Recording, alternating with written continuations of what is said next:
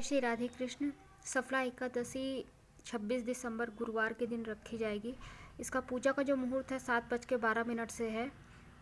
बाकी तो दिन भर जो व्रत करते हैं उनके लिए पूजा और भगवान का नाम स्मरण, उनका सहस्त्र नाम सुनना, उनके कृष्ण भगवान के नाम का जप करना या श्री रामचंद्र जी के नाम का जप करना।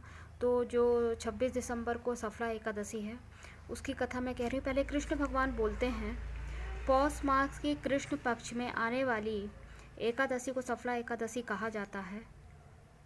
इस एकादशी का विधि पूर्वक जो भी व्रत करना चाहिए, जिस प्रकार नागों में शेषनाग, पक्षियों में गरुड़ और सब ग्रहों में चंद्रमा, यज्ञों में अश्वमेध यज्ञ, देवताओं में भगवान विष्णु श्रेष्ठ हैं, उसी तरह सब व्रतों में एकादशी श्रेष्ठ है। जो मनुष्य सदैव एकादशी का व्रत करता है वह मुझे प्रिय है, ऐसा श्री कृष्ण कह रहे हैं।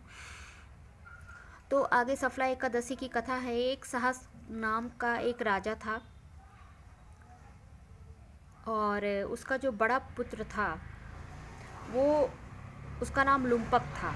वह काफ़ी बुरे कर्म किया करता था, जैसे कि परिस्थिति पर नज़र रखना, वैश्यागमन, इस तरह से अपने पिता के धन को नष्ट कर रहा था, दूसरों पे खर्च करके, गलत कामों पे खर्च करके। इससे राजा बहुत परेशान रहते थे।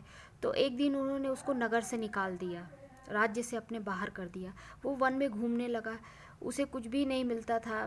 पहले तो लोग, नगर के लोग और सिपाही उसे पकड़ लेते थे, इनकी राजा के डर से उसे छोड़ देते थे। तो वह पशुओं को मार करके खाने लगा। ऐसे ही अपना दिन व्यतीत कर रहा था। पैसा रुपया उसको कोई देता नहीं था, क्योंकि राजा ने उसको नगर निकाला दे दिया था। तो लुम्पक क्या होता है कि बिना वस्त्र के, वो जो एकादशी की 10वीं तिथि रहती है, जैसे कल बुधवार है और कल 10वीं तिथि लग जाएगी, तो कहते हैं 10वीं तिथि में सूर्यास्त के बाद भोजन नहीं करना चाहिए और चावल तो बिल्कुल भी नहीं खाना चाहिए। सुबह टाइम भले ही चावल खा लीजिए, और एकादशी को तो वैसे भी चावल खाना मना है। तो जो लुम्पक था वो 10वीं तिथि की रात में बिना वस्त्र के था और इतनी ज़्यादा ठंड थी कि वो ठंड से उसके पाँव अकड़ गए और सूर्योदय होने से पहले उसे मूर्छा आ गई और वो वहीं पड़ा रह गया। जहाँ वो पड़ा था वो पीपल का विशाल पेड़ था, वह देवताओं की क्रीड़ा स्थली कही जाती थी, पर उसे होश ही नहीं रहा। फिर जब धीरे धीरे मध्यम हुआ, धूप थोड़ी दोपहर में जब थोड़ी सी तेज हुई, तब उसकी आँख खुली। पशु को मार के खाने में वो असमर्थ था, क्योंकि बहुत कमज़ोर हो चुका था। तो उसने कुछ दूर जा कर के देखा, पेड़ के नीचे फल पड़े हैं, और फल को ढूंढते और वापस पीपल के पेड़ के नीचे आते तक में उसे सूर्यास्त हो गया।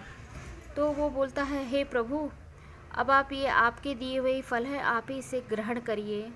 ऐसा बोल करके फल रख करके वहीं पे लेट जाता है। रात भर में जब एकादशी की तिथि अगले दिन द्वादशी लगती है तो आकाशवाणी होती है, इसके लिए सुंदर विमान सज के आता है, दिव्य वस्त्र आते हैं। तो आकाशवाणी होती है कि तुम्हारे पाप कट चुके हैं, जो भी तुमने पाप किया था एकादशी का व्रत करने से। सफला एकादशी का जो व्रत करता है उसके ज़रूर उसको पापों से मुक्ति मिलती है। तो ऐसी आकाशवाणी, तुम्हारे पाप कट चुके हैं, तुम अपने पिता महिषामान के पास वापस चले जाओ, अपने राज्य में वापस चले जाओ।